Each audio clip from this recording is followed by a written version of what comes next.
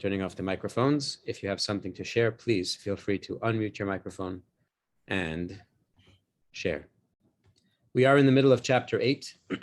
It seems to me that chapter 1, the Alter Rebbe lays out the structure. There are two souls in every Jew, and therefore there's a constant tug of war between the soul of the body's life, the animal soul, and the nefesh o elekis, the divine soul. Exactly what that tug of war looks like, the Alter Rebbe will begin to explain in chapter 9. In the meantime, the Alter Rebbe goes through information, reconnaissance. What is the divine soul made of? It has an essence that is pure godliness.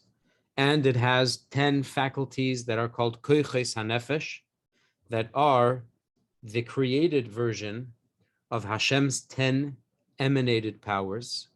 We know them as the 10 spheres. Chabad, Chagas, Nehim, Ches. Yeah. Then on top of those, the nefesh, the divine soul, has 3 garments: thought, speech, and action. Because they are godly, all they are capable of is Torah and mitzvahs, nothing else. And then that is chapters 2 and 3 and 4. In chapter 5, the Alter Rebbe discusses how the divine soul is nourished. Mitzvahs are its garments, and Torah learning is its food, nourishment. I have a question. Yes. Okay, so I recently heard a thing that I want to know if this is how we could look at it. Nefesh is blood, ruach is breath or heart, neshama is brain, and chaya is what are they called? Chakras? I don't know what chakras are, but chaya in that layout, that is a correct layout. Where nefesh, you said it's blood, it's kidneys, it's the lower function. It's not air. It's right. It's the kidneys. Nefesh. So the kidneys is part of the blood. The kidneys is mole blood, full of blood with no oxygen. So nefesh is the body action life, right? Blood works. Ruach is emotion and speech. So lungs works. Neshama is the mind, that's for sure. And ruach is called neshama of neshama, or what we usually call neshama, we are referring to ruach. Why we call it neshama? Because it's the neshama of the neshama. We're not really experiencing ruach itself. We're experiencing ruach the way that it interacts with our minds. So when you're feeling your neshama, it's neshama de neshama, the level of ruach. So that's chaya. That's chaya. And then yechida would be like, heya, chaya, hela, whatever. And then there's yechida, which we don't experience unless it's like mesiras nefesh mamish. Okay, thank you. So that works, yeah. I'll have to look up the word chakras, find out if it applies. Okay, very good. In chapter 6 and 7, the Alter Rebbe defines for us the animal soul and in general the kingdom of unholiness. The animal soul, the Alter Rebbe says, is a mirror image of the divine soul. So let's go from the bottom. It has garments, thought, speech, and action. If you're doing anything that is not for the sake of Hashem, that is the garments of the animal soul. It has 10 faculties, emotions that mature along with the intellect. It has a core, and that core is from a world called Klippa, a world called Sitra Achra, the opposition side, and when you're a Jewish person, and if you are Chasidei Umay Sa'olam, your animal soul comes from the 4th and highest. That means the least intense Klippa, unholiness, called Klippas Noiga, the shiny Klippa. And the reason it's called shiny is not because it shines on its own, not that it has its own light, but that the light of holiness shines through it. This 4th Klippa is the bridge between holiness and unholiness, between Kedusha and the absolutely impure klipa. And that's why sometimes this klipa can be elevated to become part of holiness when you use your energy, your body, your food that's kosher to eat, your activities that are permitted to do, that are not mitzvahs per se, but they are done for the sake of Hashem, or they are invested in avodas Hashem, then that portion of your soul, of the animal life, of your body, of the world around you, your portion of the physical world that comes from Klipas Noiga is elevated and becomes part of Kedusha. If a person uses a permitted object, eats a permitted food, or does a permitted activity in a selfish way, not in a forbidden way, but in a selfish way, then temporarily that item, those words, that food, that activity, and the energy that you put into it fall down into the absolutely impure klippas, into shalish klippas hatmeis, but it's easily saved by a quick tshuva and a return to what's important. The Alter Rebbe says if a person is involved in forbidden things, there's no saving. If it's forbidden, it means it's tied up permanently with unholiness and it cannot be saved till Mashiach comes. Now, in where we're up to in chapter 8, at this point, the Alter Rebbe just told us that when a Jew has a desire and is led to do something that the Torah forbids, to eat foods that cannot be elevated to the camp of Kedusha, that urge is not even a Jewish urge, because the Jewish body is not related to that forbidden object.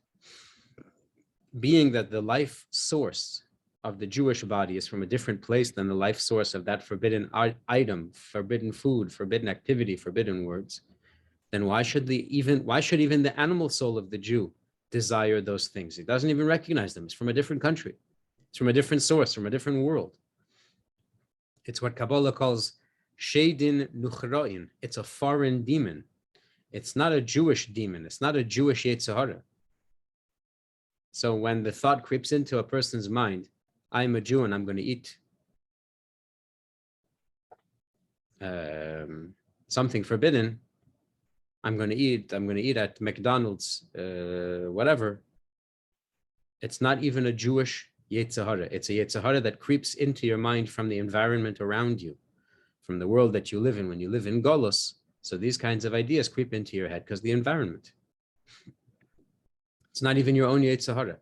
Your Yetzer Hara wants to be comfortable and use permitted activities, things, words, objects, foods, to be more comfortable, self-serving. To want something absolutely forbidden, it doesn't have a Jewish source. It's not rooted in Klipas Noiga, and therefore a Jew has no relationship to that thing. Why should they want it? A Jew can only want something that's possible to elevate into Kedusha, because it can be elevated into Kedusha. That is what the Kabbalah calls Sheidin Yehudoin, Jewish demons. Ach mikol mokem. We continue now. However, let's say a person ate something kosher, but he did it in a selfish and a greedy way. Yeah. Then he turns around and he does tshuva. He lifts that klipas noiga from its captivity in the shalish klipas hatmeis, the absolute impurity, and lifts it into the camp of Kedusha. He saved that spirit, that spark, that energy, that item, that food, that activity, and brought it into a connection to Hashem, connection with Hashem in the camp of holiness. But before he was able to do that, it was temporarily in the hands of shalish klipas hatmeis. Hu sitera achara uklipa. Temporarily, that activity, that food, that permitted thing that he engaged in a greedy way, in a selfish way, not chas v'shalom, in a forbidden way, it fell down and it became part of absolute impurity. The shalish klipas hatmeis.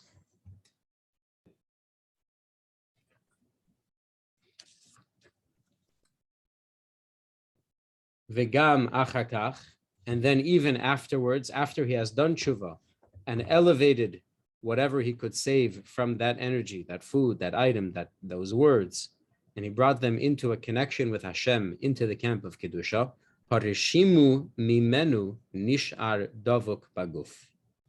Let's use specifically the example of food. When a person eats food in a greedy way, in a selfish way, permitted food, kosher food, but he didn't eat it for the sake of Hashem, he ate it for the sake of his own self, for the physical pleasure that comes along with it, then that food falls down into klipa, and in a moment, that food is transformed into the very flesh and blood of this person's body. And that cannot be undone. Even through tshuva, that cannot be undone. A trace of it will always remain attached to the person's body. Why? Because because from everything that a person eats and drinks, immediately, it becomes part of his flesh and blood. And since that food was eaten in an unholy manner, not forbidden, but unholy, so that unholiness leaves a mark and remains attached to his body, even after the person has done tshuva and elevated that spark, that food, to the camp of Kedusha. V'lachin, and therefore, tzarich haguf, the body, in order to be cleaned of the unholiness that results from the body's natural greed, natural self-interest, the body needs, in order to be cleaned from that avera, chibut hakever. What's the avera? The avera was that you're supposed to serve Hashem all day and all night, and instead, the body acted in a manner that was self-serving. He was over on his mission in life. He transgressed his purpose in life. Is it one of the 613?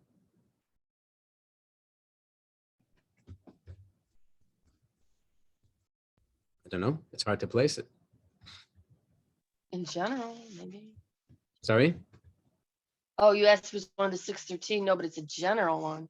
It's a general one. Yeah, it's hard to place it. We are obligated to serve Hashem always through all of our affairs. In all of our doings, we're supposed to know Hashem.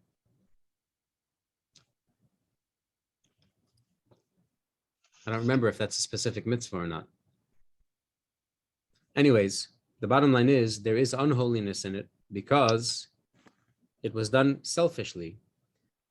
And that unholiness, because the person ate food and drank drinks that became part of his flesh and blood, therefore that cannot be fixed until the person has died. Similar to what we learned at the end of a previous chapter, maybe chapter 7, that if a person has illicit relations, forbidden relations, and that produces a child, that cannot be fixed because it's been brought all the way down into the physical world in the form of flesh and blood. This greed, this self-interest of the animal soul, of the nefesh habahamis, also is brought down all the way into the physical world, into flesh and blood. And it's attached to that person's body who ate for self-gratification instead of eating for the sake of Hashem. How do we clean that? It's called chibut hakever. Chibut hakever is a form of cleansing. It's a kind of cleaning, and it is done in the grave to the body. Lenakoisoi, to clean it, uletahare, and to purify it, mitum'asoi, from its impurities. Where did it receive these impurities? Shekibel, it got these impurities bahanoas olam hazeh, by delighting in the physical world, v'tanugov, and the pleasures of the physical world. Mitum'as klipas noiga, it delighted from the klipas noiga, v'shedin Yehudayin, and the Jewish demons, in other words, the Jewish Yetzer Hara that desires permitted things. Let's take a pause for a second, and we will look into some sources about the idea of chibut hakever. Rabbi, is this different from Gehenna? Yep. Something, okay. Yep. We're not going to spend a lot of time on it, but just to see, look over the exam. We're just going to look over the sources so we have a general familiarity with the subject matter. This is not the main subject matter of the Tanya, by the way. Tanya is not meant to introduce us to all kinds of Kabbalistic things. Tanya is meant to teach us how to live life with a higher awareness of the responsibility that you have to the nefesh, that godly spark that lives inside you. Chibut HaKever, we hear about it in the Mishnah in Sanhedrin. We hear about the function, first of all, of punishment. What many people call punishment, which in Torah, the term is used, but that's not really its function. Its function is described in the Mishnah here. Hey, where's the Hebrew? Mishnah. A person was condemned to be executed by stoning. That's meant to be administered by the Jewish court. So they bring him to a special place that is where he's going to be stoned. Ke'eser amis, when he's 10 cubits away from that place, they say to the person who's about to be stoned, hisavado, confess, do tshuva, shekein derech kol hamumsim misavadim, because all those who are going to be executed, they confess and they do tshuva. Shekol hamisavadi yesh lechelik l'lamabo, because although the body is going to be destroyed in this world, there's no reason for the neshama to be destroyed in the next world. The person will be muida, a person will confess to his avera before he is executed. He will be given his portion in the world to come.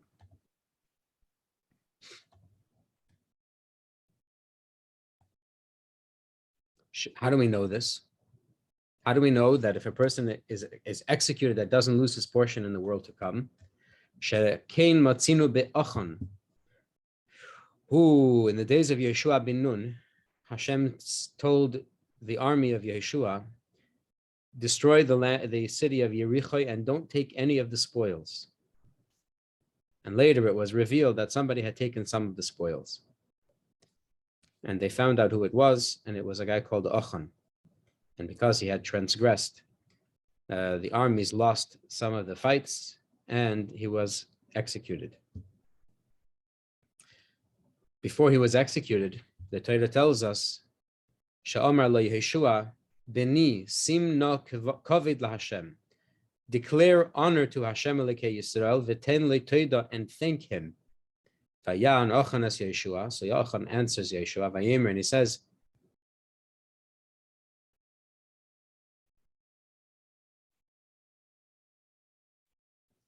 Omna, Anoichi chatasi v'chazois v'chazois.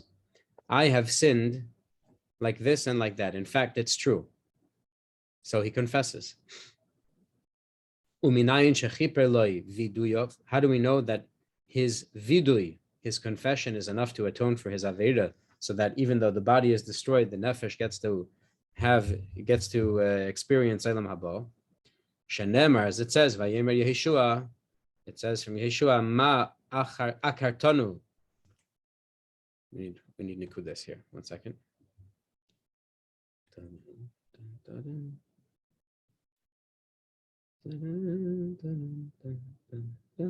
Oh, the Mishnah.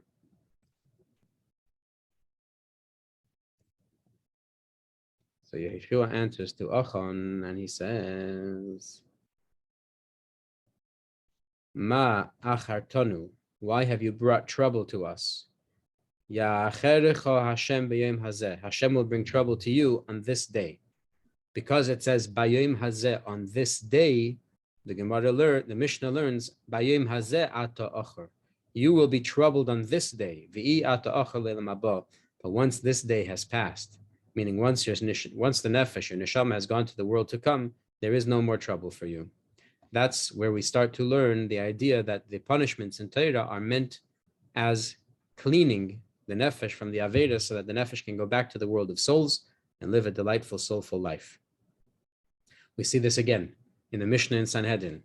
It says, Kol chayiv krisis shelaku, all those who were liable to get kores, Rahman al-Islam, the soul is meant to get cut off from the Jewish people. If they received malchus, if they were flogged, then nifteru, they are exempt from their punishment of kerisos. Nifteru yedei krisasim shenemar, as it says, V'nikila achecha li'enecha. It says, your brother is flogged before your eyes. Kisheloka, when he is flogged, harehu ke'achecha, he becomes again like your brother. If his soul was cut off from the Jewish people, then he's not like your brother. Once he's flogged, he becomes like your brother again. That is the opinion of Rabbi Gamliel, and you see that the nefesh is welcomed back into the world of the Jewish people. Question? So it's not, I was going to say well, how is it different than Gehenna, but it's not really Gehenna because it's just the fact that when he confesses, then he'll stop suffering after he's dead. When he has confessed, and then he has received his punishment from the Beis Din of execution, that is the cleansing that he needs. Is there additional Gehenna afterwards? It's possible. Okay, thank you. Yeah. It's part of the process of cleansing, but the whole process is about cleansing. That is in general the attitude of Torah towards the question of punishment. There is no punishment. Hashem does not strike out against a person because he's angry and he wants to hurt him. Everything that Hashem does to a person is for the best interests of that person, for the good of that person. And therefore, if a person is struggling or suffering, it's either because Hashem is pushing that person to grow, like Avraham Avinu, where Avraham Avinu 9 times, had achieved his maximum potential in his life. And therefore, Hashem recreates the person by putting him through a tremendous nisayon. And Avraham Avinu comes out the other side, an entirely new person with an entirely new potential. Or the person has, Rahman al-Islam, done something bad. And therefore, the suffering that he experiences in this world is part of some kind of tikkun. Of course, we don't have permission to ask ourselves the question, why does my friend suffer? Is he growing or is he being punished? It's none of our business. When we see a friend suffering, our job is to help. When we are suffering, we are meant to accept that suffering with joy and gratitude, because we realize everything that Hashem does to us, Hashem is doing for us, not because Chaz v'Shalom Hashem is angry and wants to strike out and hurt us as revenge. That's the general attitude. Now about chibut hakever itself. What is the definition of this punishment called chibut hakever? This bozeh tovin inyan chibut hakever. So now we can understand the idea of chibut hakever. V'zeh nyoni. This is how it works. Vehu. This is a quote from Shar HaGilgulim, a very brief piece off of a much longer piece.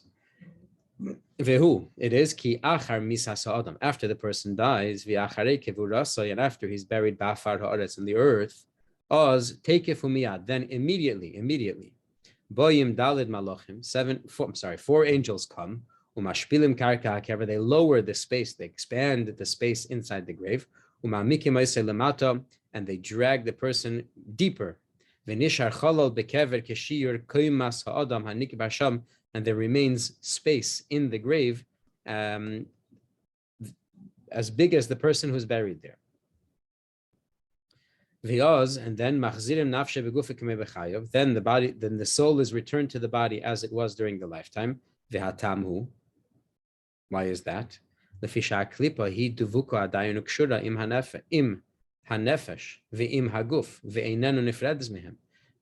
reason for all this is because the unholiness that a person collected because of their behavior during their lifetime is still attached to the body and is still attached to the soul and has not become cleansed, has not been removed from them. And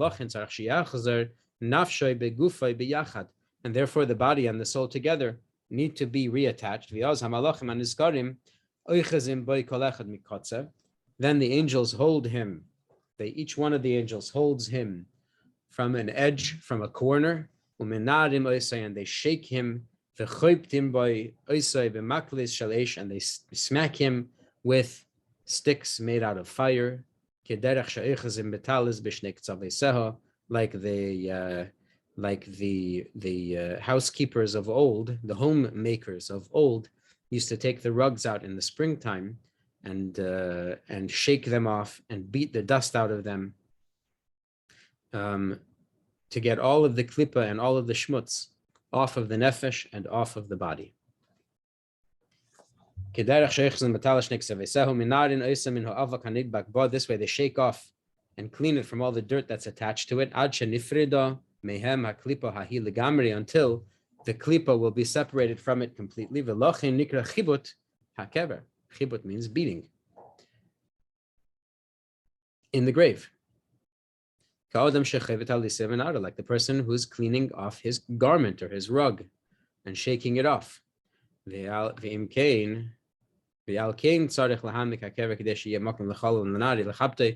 why the grave has to be expanded so that there's room to shake the body and to beat it.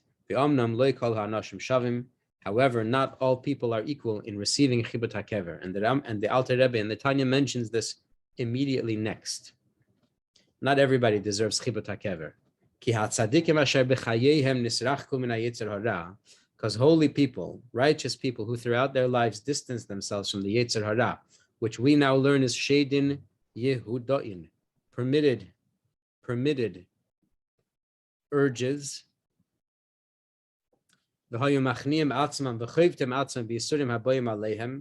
and they humbled themselves, and they would wring themselves out by having the right attitude about the struggles that beset them during their lives, as well as through tremendous efforts in learning Torah and fulfilling mitzvahs, which also weakens a person, to the point where, when it comes time for their soul to depart the world, and to experience this dusting off of the body, they don't need any great pains, because with a light swatting is enough for them to separate whatever klipa is left. Whereas people who indulge themselves, which Toras Hasid, Toras Ha'emes, Hasidus calls Rishaim. Rishaim doesn't mean people that did awful, terrible, gross, horrible things necessarily. A Rasha is a person who has evil attached to him because of benign, self-interested choices. Unlike the tzaddikim who spent their lives chasing the klipa away from themselves, these people indulged and invited the klipas to become stronger and more attached to their bodies. This is the secret of why most people cannot be saved from chibut hakever. Most people will experience chibut hakever. Almost everybody will experience chibut hakever.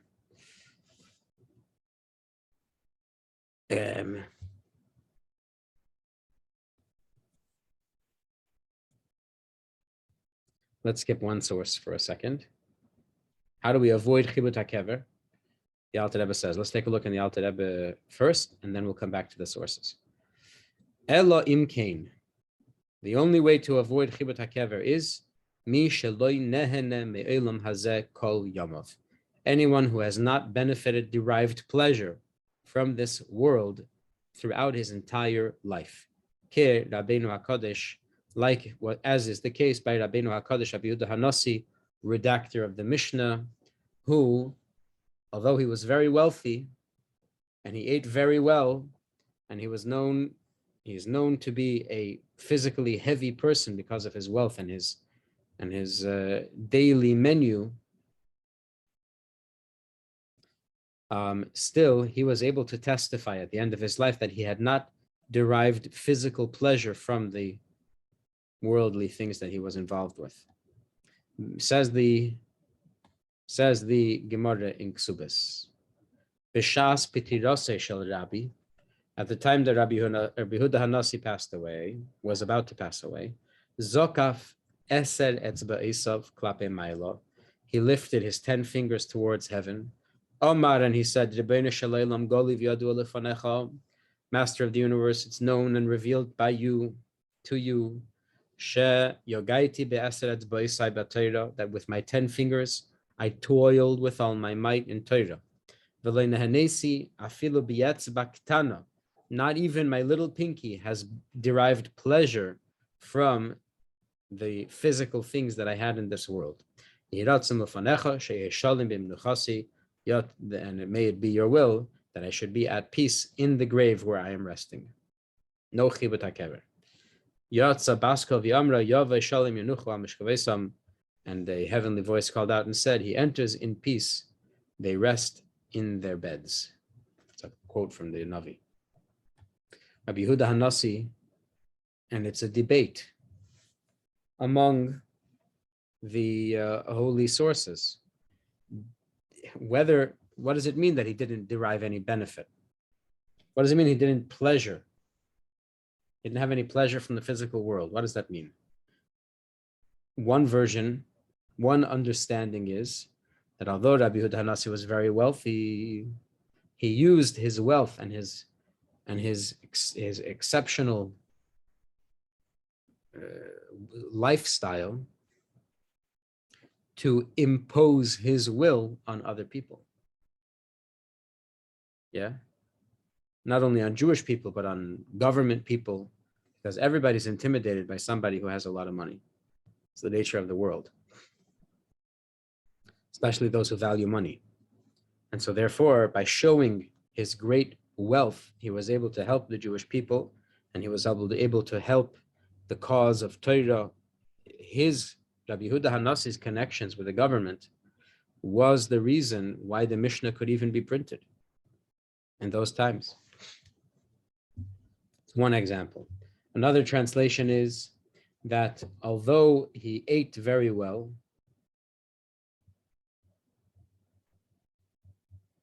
he never did it because it was pleasurable. He did it so that he could be healthy and strong in order to serve Hashem. That was always his intention. Remember, in previous classes, we spoke about the minhag that some people have to say at the beginning of the meal or before each dish or even before each spoonful that they eat on Shabbos or on Yom Tov, that they declare, I'm eating this l'kavod Shabbos Kodesh or l'kavod Yom Tov. Yeah. Rabbi Yehuda Hanassi did something like that his whole life. Everything that he ate, he always had in mind during the time that he was eating for the sake of serving Hashem. And at no point in his life did he eat in a greedy and selfish way.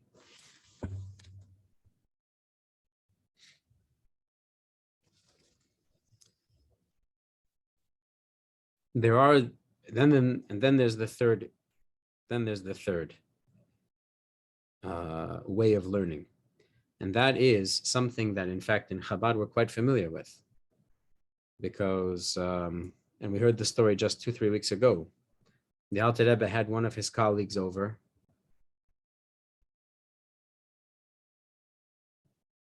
Rabbi Aaron Karoliner, maybe. I don't remember. We have to go back and look at the story. And they're sitting together at the Seudas Shabbos. They're sharing Seudas Shabbos together. And the Alter Rebbe notices that his honored guest is not eating the soup. And so thinking that the soup maybe wasn't tasty, the Alter Rebbe, put a little salt in the soup to make it a little tastier. And his colleague was surprised. He says, the reason I'm not eating the soup is because there's too much salt. I don't even understand how you're eating it. And the Alter Rebbe says, from the time that I was by the Mezritcher Magid, since the time I was in Mezritch, I had trained my tongue not to taste the food.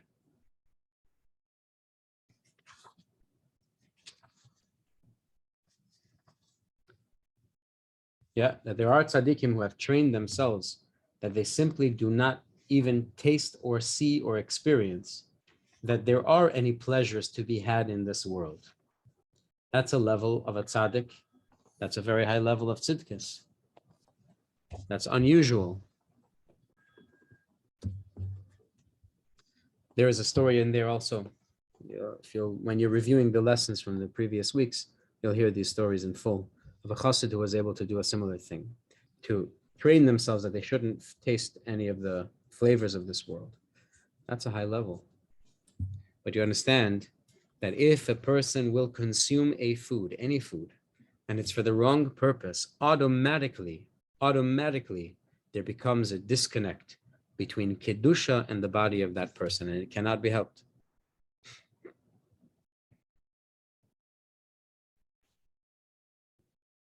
Yeah? Let's take a look here at the Maimer from the Alter Rebbe from Likutei Torah, Parshas Matis, page Pevav, Amud Beis,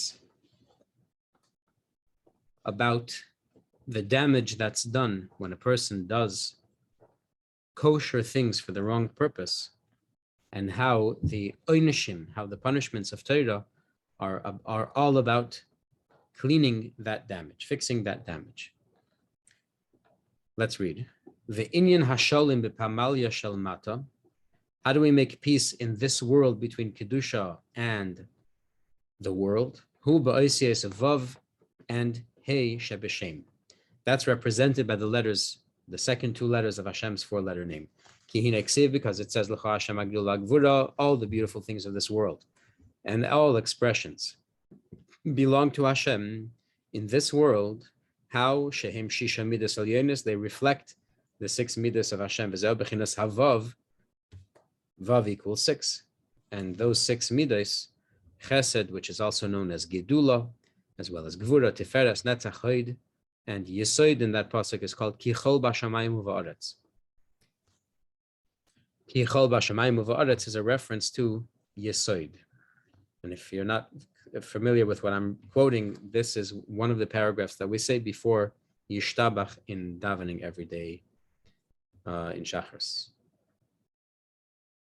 That's the number 6 in the name of Hashem. But that's not the only number 6. And the Hey is not the only Malchus. There's also 7, the Vav, the 6 Midas, and Hey is Malchus, that equals 7. There's also the 7 of the opposition. Shehim Zayin Midas Harois, 7 bad traits. Umokir v'sheirish inikasam hu b'chinas kav hasmol d'kedusha. And how do they live? They live from the left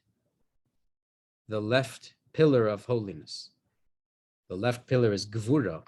Gvura means restraint. Because of restraint, it's possible for unholiness to receive life from Hashem, from Kedusha.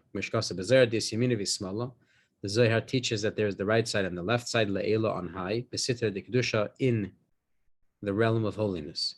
Umikav hasmoil, and from the left side of from the left side of holiness, Mishtal Shalvanim Shachinikas Chetzonim, that's where the opportunity for unholy things to receive their life. Nahar Dinar gives an example of the river of fire. Nimshach Mizias and Shalchayis comes from holy beings, the Malachim. That means that the experience of the pain and suffering of Gehenim is the product of Kedusha. It's the remnant of the holy Gevures. Okay, so let's say a person has been involved in sustaining the unholiness and has attached to himself some of that unholiness that needs to be fixed. How do we fix that? We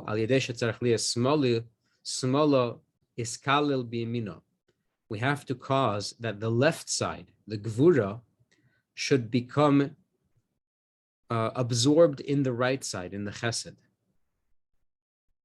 That's why so many things that we do in Yiddishkeit is about sweetening the Gvura, sweetening the bitter.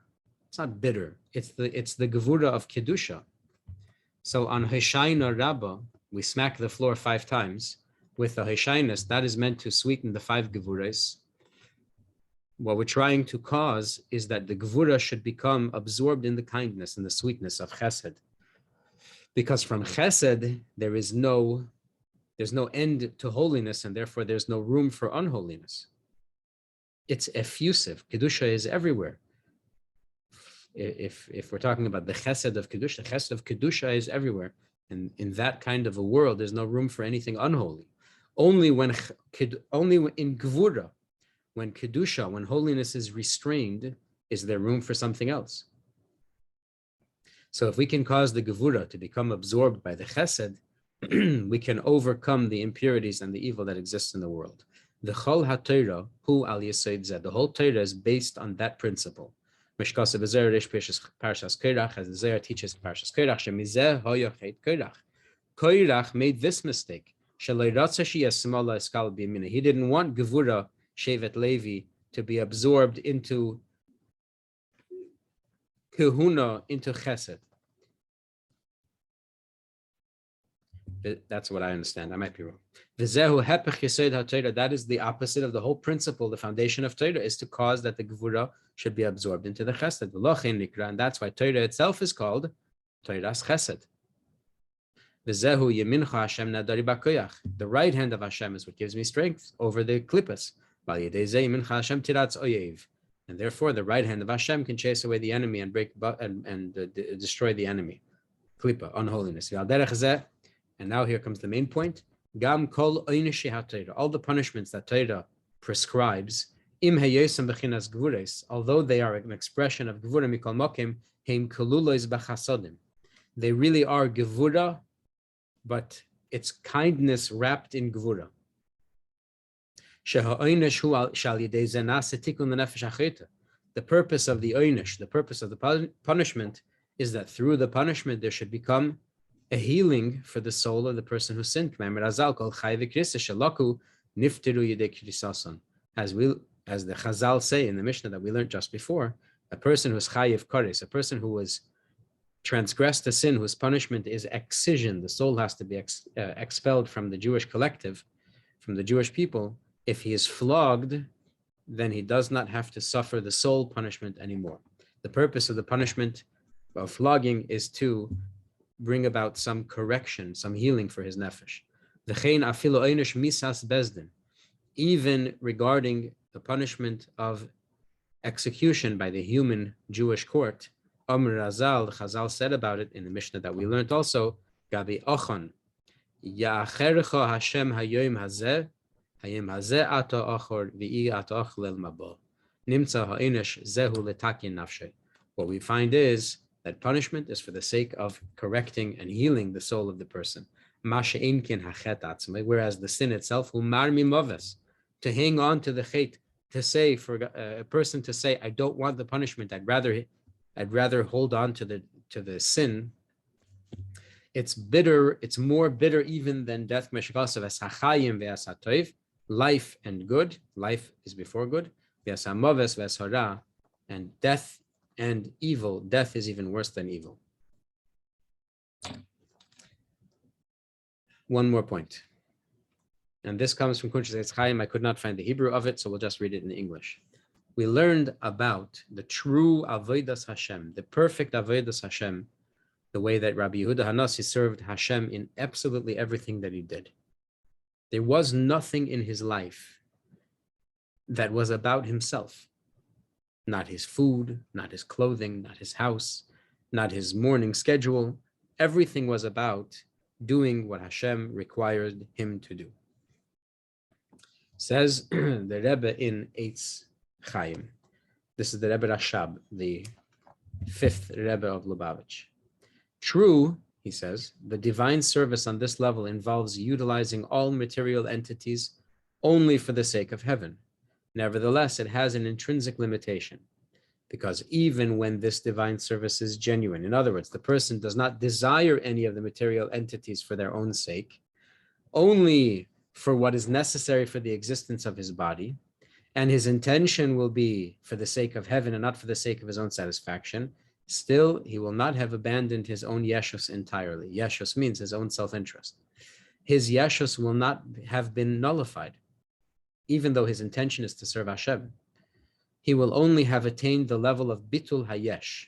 He will only have achieved, I'll say it in other words, he will have been able to silence the voice of his self-interest, the voice of self-interest that plays inside your head.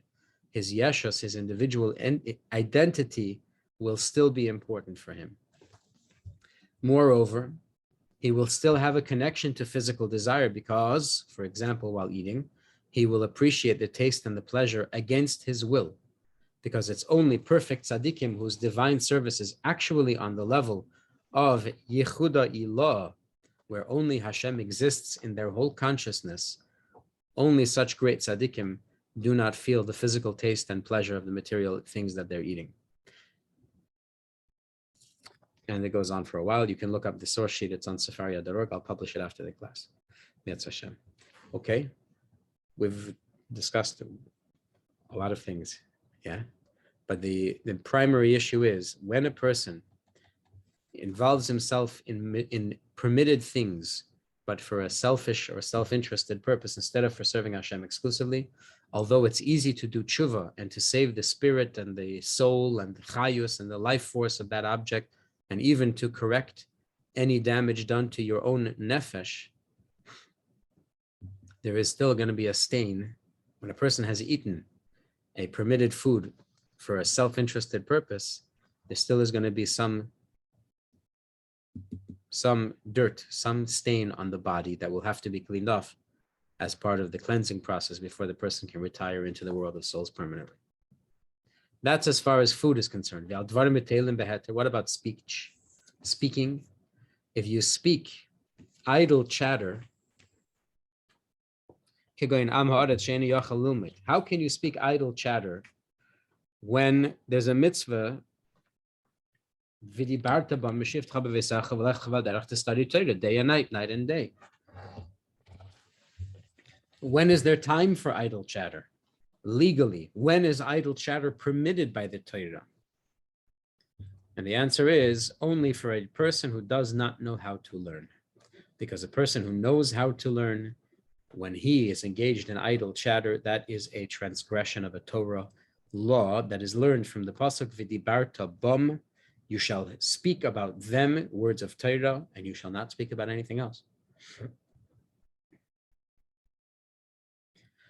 That means, yeah, what level is this? What level is this? The ignorance of this person? How unlettered must the person be in order that idle chatter be permitted for him? He has to be on such a level where he cannot even read words of Torah. Because if he's capable of reading words of Torah, he's obligated to do that. And the Shalom writes, amazing thing, if he's not even able to recite Tehillim or read words of Torah, then what he can do in order that he should be speaking about Torah and nothing else, he can recite the names of the books of Tanakh. And for him, on his level, that would be considered learning Torah. Speaking about them, as opposed to speaking about other things. What happens to a person? What happens when a person is engaged in idle chatter in a permitted way? So speech is a little closer to you. It's a little more soulful than eating, and therefore there becomes a little shmutz on the nefesh. And therefore, he'll have to cleanse his nefesh from the unholiness that results from that idle chatter. By going through, by being rolled around in the thing called the slingshot, the spoon of the slingshot, the palm of the slingshot. That is where the nefesh is sent from one extreme to the other extreme, extremely worldly to extremely divine, and back again and back again. That is the most painful experience for the soul, a constant transition between holy and worldly. But again, that is only true when the idle chatter was done in a permitted way. In the source sheet, there's some sources on ChabadCLE as well. You can look it up after the class. Let's just take a few steps further in the text. Avol, however, lediburim asurim, when a person chaz v'shalom speaks forbidden words, k'may leitzanos v'lashon hara, like dvarim betelim for a Talmud Chacham, we're going to learn that later, or leitzanos, he's scoffing, or he's speaking lashon hara, shehein mishalish klipos atmeis legamri, those words are forbidden, and therefore they are bound to absolute impurity. Ein ChabadCLE levade moyo letahir lehavir tumas menefesh. ChabadCLE alone is not going to help to cleanse the soul. He'll have to go down into Gehenna. So to a person who has the capacity to learn Torah and instead is busy with empty things, his dvarim b'telim, his idle chatter is also forbidden talk, forbidden talk, not permitted. Ein ChabadCLE levad nemoel lenafshe lemarka lezakecha. For him, ChabadCLE is not going to be enough to cleanse his soul. Instead, he will have to suffer the severer penalties that are prescribed for bittul Torah.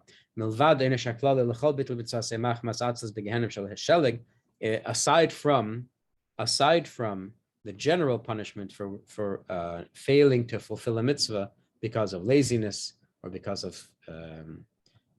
of indolence, and that is the Gehenim Shel Sheleg. Gehenim Shel Sheleg is explained elsewhere. There is two kinds of Gehenim. There's Gehenim of fire for those who commit in a moment of passion a sin, and then there is Gehenim Shel Sheleg, which is freezing cold, which is the punishment for those who become callous and careless. But maybe we'll have more time to talk about that in a different class. Final statement, v'chein, because we're talking about ways that stains become attached to the nefesh of a person. So there's one more thing to add to the list, and that is v'chein ha'isek v'chochmei sumei sa'olam. When a person studies secular disciplines, it is included in the prohibition of wasting time from studying Torah, as has been described in the laws of Talmud Torah. As we've learned in the previous class, it is possible to study, as did the Rambam and the Ramban and the Maharal and many others, to study Chochmais Umais Ha'olam, secular disciplines, for the sake of Torah, so you could understand Torah better. It's possible. Know thyself, what level you're on. Okay. Thank you very much for joining. We're going to turn off the microphones. We're going to turn off the recording, and then everyone can share your thoughts, questions, and so on.